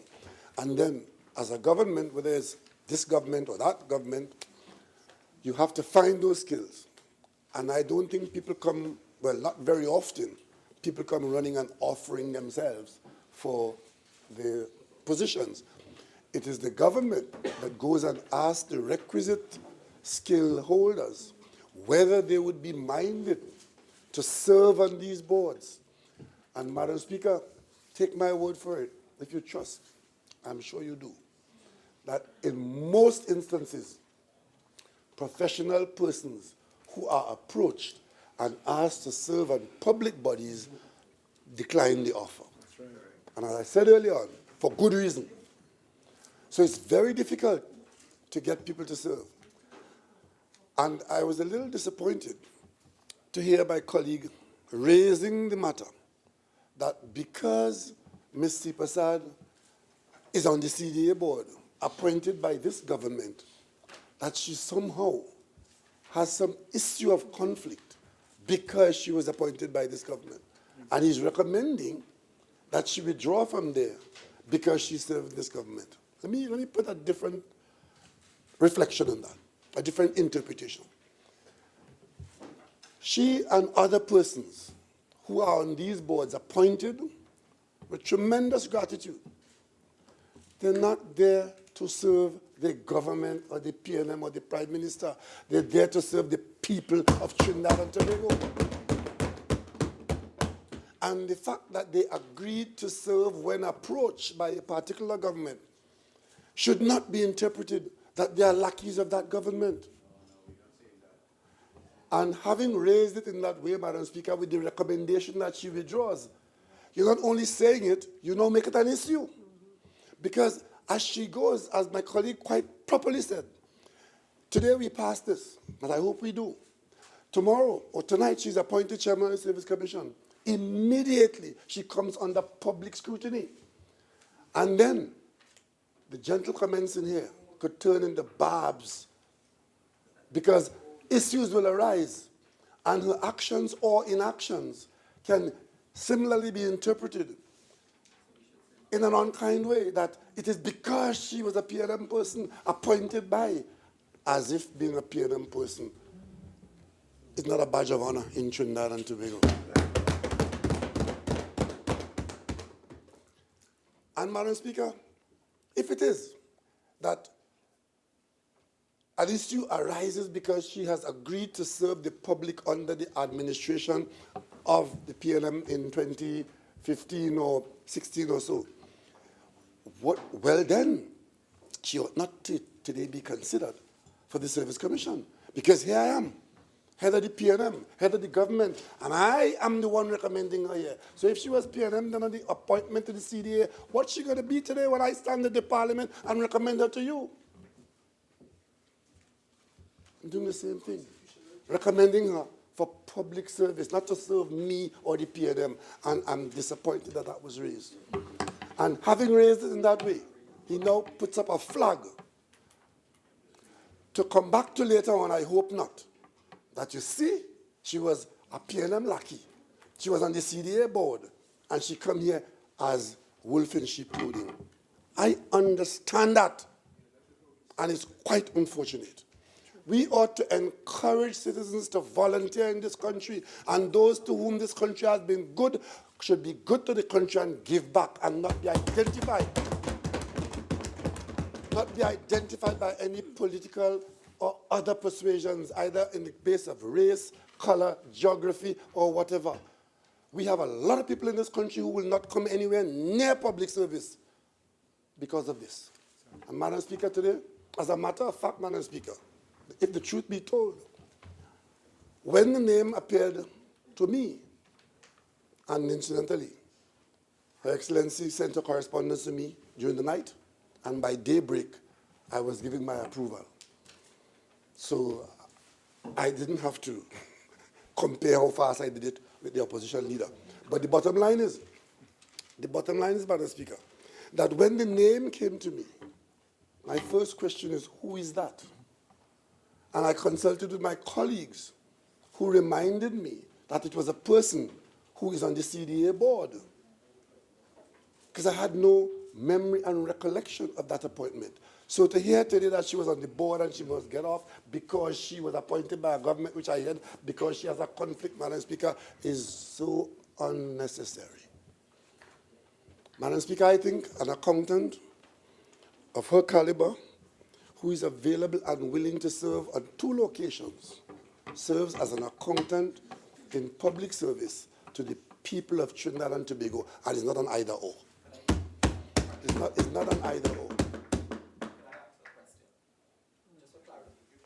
Just for clarity, a few moments ago, the Prime Minister referred to the candidate as chairman, but today we are appointing as a member of the Police Service Commission. It may have been a mistake that you put on the record. Madam Speaker, any member of the Service Commission, when we put a member on the board, any member of the Service Commission, it is now, now that the person is on the board and there's a board group in place, it falls to Her Excellency the President to choose one of them as chairman. But the bottom line is that in the absence of a chairman, those who were there could not have functioned to proceed to put leadership in the police service. There has to be a chairman in place to call a meeting and a quorum to that meeting, and then what we want done is the appointment of police leadership, acting commissioner, and deputies. But to get back to the point, Madam Speaker, public service in this country is not easy. The minute you put yourself up for public service in this country, you automatically put yourself up for ridicule. It matters not how well you do your job. But that's par for the course. And I'm grateful that there are still many citizens who are prepared to offer themselves, to leave the comfort of their zones, where they enjoy a good life, and come into this area of the hurly-burly and the ridicule of public service. Because without public service, this country would be a far worse place than we think it is. So today, I expect that my colleagues on the other side would accept this notification and would not call on Ms. Prasad to remove herself from the CDA. If she has the time, and the inclination to serve at both locations, it is our view that it ought to be allowed. We make no such request. Madam Speaker, we need not prolong this debate. A candidate of high quality has been found by Her Excellency. The candidate has agreed to serve. We are asked to vote in support of or in rejection of. Madam Speaker, I think we should support this nomination. And having said that, Madam Speaker, I beg to move. Honourable members, the question is, be it resolved that the notification of the nomination of Ms. Bliss C. Prasad as a member of the Police Service Commission be approved. All in favour say aye. Aye. Any against? I think the ayes have it. Leader of the House. Thank you very kindly, Madam Speaker. Madam Speaker, I beg to move that this House do now adjourn to a date to be fixed. Honourable members, before I put the question of the adjournment to the House, I will now invite members to bring greetings on the commemoration of Spiritual Shouter Baptist Day 2018 and also Easter greetings. We'll take it in the order of Spiritual Baptist, Shouter Baptist Day and then Easter. So, member for Moruga Tableland.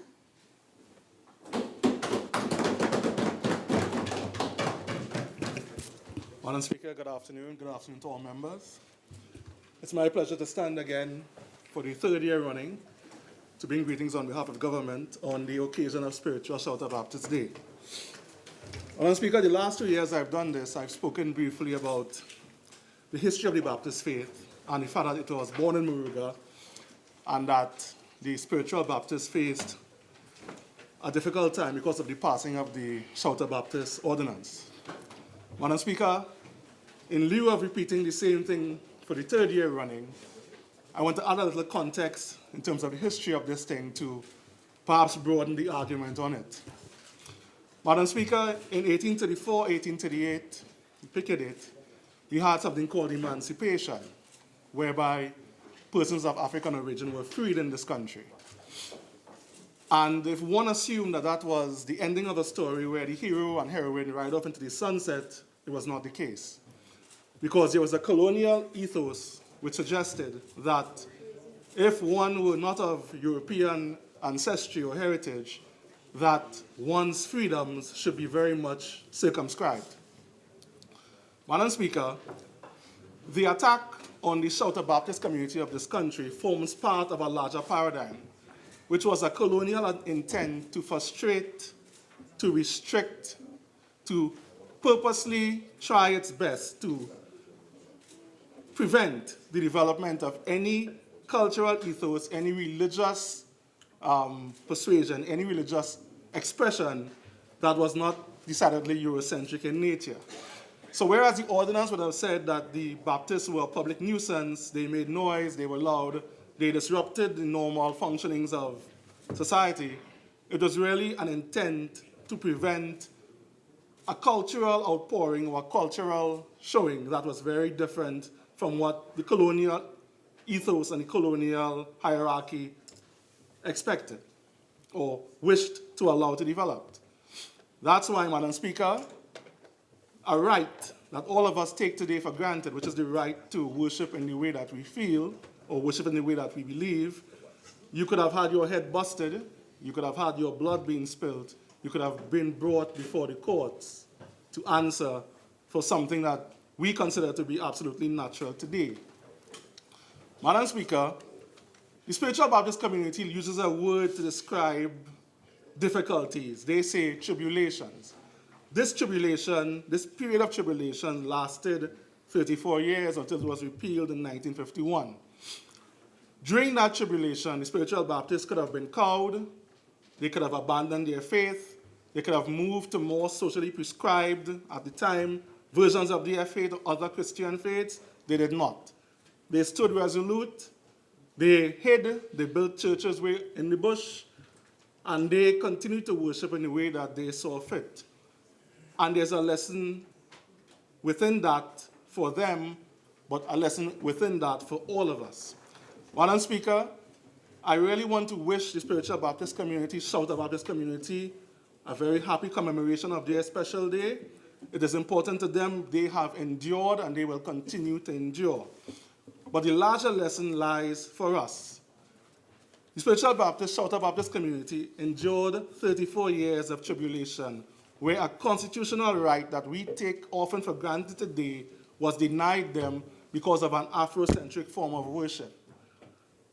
Madam Speaker, if they could survive 34 years of tribulation, we could survive a few years of economic difficulty. We, too, have to survive, have to endure. Thank you very much, Madam Speaker. Member for Naparima. Thank you, Madam Speaker. This Friday, March 30th, marks the celebration of Spiritual Shouter Baptist Liberation Day.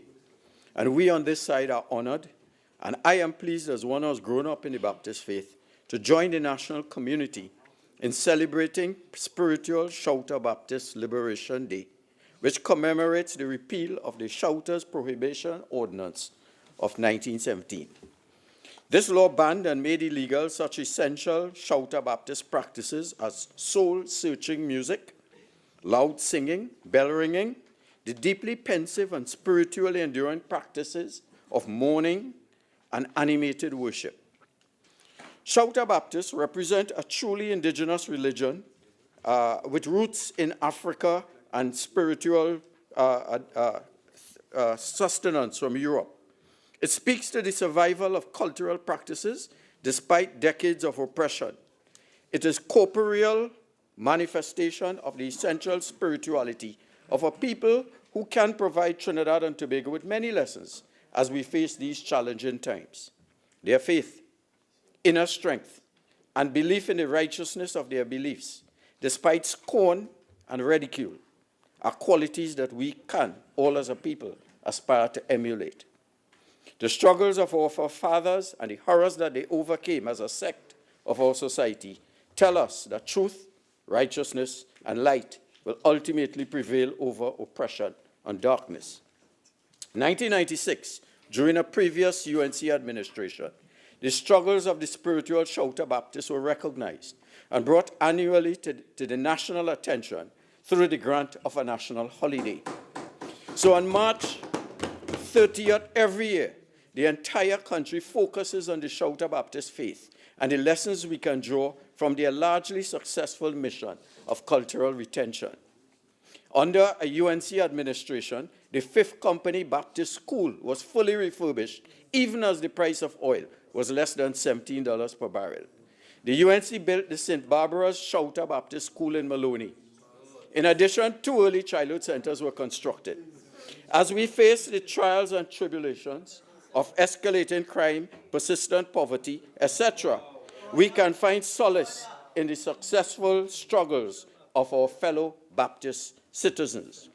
We call on a younger generation of Shouter Baptists to continue the struggle and advocacy for truth, peace, equity, and justice, which are inherent parts of their DNA. Trinidad and Tobago needs you on our street corners and on our highways and byways with your bells, candles, and flowers, singing loud praises to your Lord while speaking truth to power and being a conscience of our nation, beckoning us to a brighter future. I call on the Spiritual Shouter Baptists to take the lead in fostering unity among the various strands of the Baptist faith. This way, and with a larger following, you will impact more frontally the challenges we face and illuminate our country's vision and place in the region and in the world.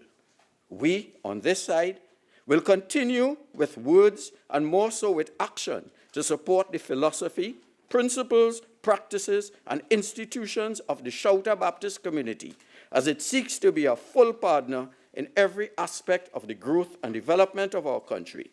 We wish you every success in your future endeavors. May your struggles and successes be an inspiration to all of us. Honorable members, I too take this opportunity to join in extending best wishes to the spiritual Shouter Baptist community of our twin island republic. We have indeed come a long way since the passing of the 1917 Shouter Prohibition Ordinance to an enshrined right of the freedom of conscience and religious belief and observance under our Republican Constitution.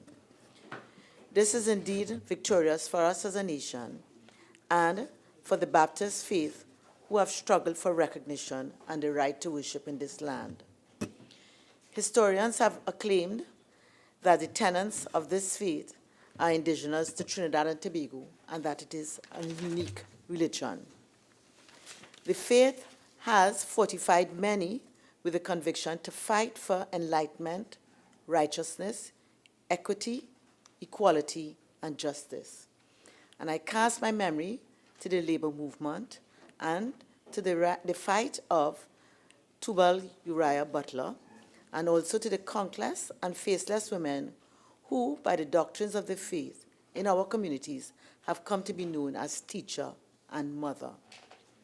On behalf of the Parliament of Trinidad and Tobago, and on my own behalf, I take this opportunity to wish the members of the spiritual Shouter Baptist faith, to you other members, and to all of Trinidad and Tobago, a happy and reflective spiritual Shouter Baptist Liberation Day. Easter greetings. Easter greetings, Minister of Education. Madam Speaker, it gives me great pleasure on behalf of the Christian community to bring Easter greetings to all citizens of Trinidad and Tobago. We live in a society that respects the right of religious practice. And because of this, Easter is generally celebrated and observed by all in Trinidad and Tobago. However, for the Christian community, Easter is regarded as the most important event in the Christian calendar because it signifies the resurrection of Christ after having suffered the crucifixion on Good Friday. To us Christians, Easter is a very important occasion. In fact, for all of us, it is an occasion where we celebrate with a feeling of joy and accomplishment. We view Christ as our God, and in so doing, the fact that he was able to rise from the dead and meet with his disciples tells us that there is life after death. Right. Madam Speaker, to all of us of the Christian community, Easter also is a time of celebration. Apart from celebrating the victory of life over death, we celebrate with friends and relatives so that there is that feeling of community among us. We meet, we greet, and we eat, and we serve each other with things that would always be remembered as coming from us who believe in the Christian faith. Madam Speaker, Easter is a time also where the national community of Trinidad and Tobago usually takes some time off to relax and to spend time with friends and family. And I'm sure during this Easter time, we all will be with our friends and our loved ones so that we will not only be commemorating the victory of Christ, but we will be thinking a lot about family and the friendship. And it's therefore with great pleasure that today on behalf of the Christian community, I bring greetings on this very important and solemn occasion of Easter. Thank you very much, Madam Speaker. Member for Point of View. Thank you, Madam Speaker. Madam Speaker, I rise this evening during this most reverend week, which is often referred to as the Holy Week by the Christian community, to offer warm and sincere Easter greetings to our Christian brothers and sisters of Trinidad and Tobago, as well as all our nation's citizens on behalf of the opposition. Madam Speaker, within 1 day's time, the Christian community will begin 3 of the most solemn days within their religious calendar, as they commemorate the holiest of events which has defined and molded Christianity, which is the celebration of Easter. Easter is the most important day on the Christian's calendar, as it represents the fulfillment of God's promises to mankind. Madam Speaker, to Christians, the meaning of Easter is Jesus Christ's victory over death. His resurrection symbolizes the eternal life that is granted to all who believe in him, but more importantly, his resurrection marks the triumph of good over evil, sin, and death. However, Madam Speaker, the heart of Easter lies in the words of Jesus when he proclaimed the new covenant between God and his people, according to the Gospel of Luke during the Last Supper with his disciples. Jesus took a cup of wine and said, "This cup is a new covenant between God and his people, an agreement confirmed with my blood, which is poured out as a sacrifice for you." So, Madam Speaker, Easter represents a time of renewal, not only for Christians, but it offers a message of renewed hope and belief which all our citizens can be inspired. As we look at the national events plaguing our nation, mothers losing their lives through violence, breadwinners losing jobs, and youths being abused, it is clear that darkness has engulfed our nation. It appears that with each passing day and each passing incident of horror within our national framework, our citizens are losing hope. Therefore, it is key that we resurrect hope and belief within our nation. On the day of resurrection, the disciples went to the grave, but found the stone covering the tomb where Christ was buried removed. It can therefore be said that Easter is about removing the stone in our personal lives and the society where we live. We must use this Easter to remove the stone of violence against women and girls, as we resurrect a society which protects, appreciates, and assists the women of our nation. This process involves each and every citizen playing their part to become our sisters' keepers once more. Madam Speaker, another stone which must be removed from the grave this Easter is a stone of absence of hope and opportunity for our youths. We must work to resurrect a society where every youth of this nation can reach their true potential, regardless of their social background, race, or religion. We must ensure our youth are given opportunities to be part of the national decision-making process. Only on Sunday, during his Palm Sunday message, Pope Francis rallied young people to keep speaking out against injustice, even as elders sit idly by. Pope Francis went on to say, the temptation to silence young people has always existed. There are many ways to sedate them, to keep them from getting involved, to make their dreams flat and dreary, petty and plaintive. Therefore, Madam Speaker, I urge our nation to use this Easter to be transformed into a nation that stands up and supports its young people to become part of the solution to our nation's problems. Madam Speaker, as I close, I urge all citizens to be like the lady with the alabaster jar of perfume. The Bible says, an unnamed woman, known only as a sinner in the city where she lived, went to Jesus with an alabaster flask of fragrant oil and did what no one ever thought of doing. She anointed his feet and sought forgiveness as those surrounding Rowley jeered her. Jesus responded by accepting her repentance and forgiving her for her sins. Therefore, there are two things as citizens which we must note. Firstly, we are all sinners, but once we approach God with pure hearts, we can live a changed life.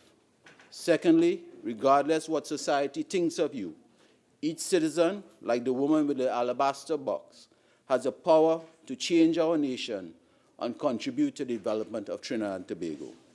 Let us, this Easter, to resurrect a nation which gives hope to all, resurrect a nation which gives opportunity to all, and most importantly, resurrect a nation which provides a safe country for all.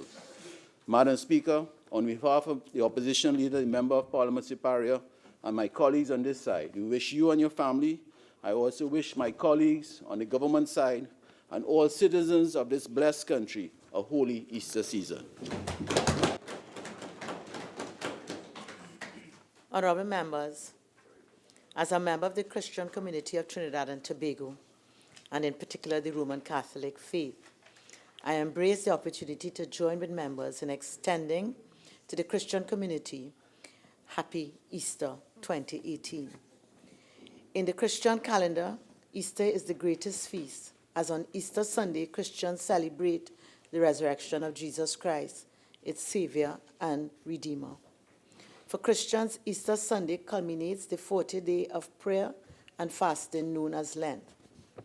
During the period of Lent, that period of self-denial and immersion in our spiritual development, we have prepared ourselves to die spiritually with Christ on Good Friday, the day of his crucifixion, so that we can rise again with him in new life on Easter Sunday. Let this time be the focus of revival, during which we reach and search deep within, and we become emboldened to make the right choices and prudent decisions that will lead to the betterment of our nation. On behalf of the Parliament of Trinidad and Tobago, and on my own behalf, I take this opportunity to wish you all and all of Trinidad and Tobago a very happy, holy, and safe Easter.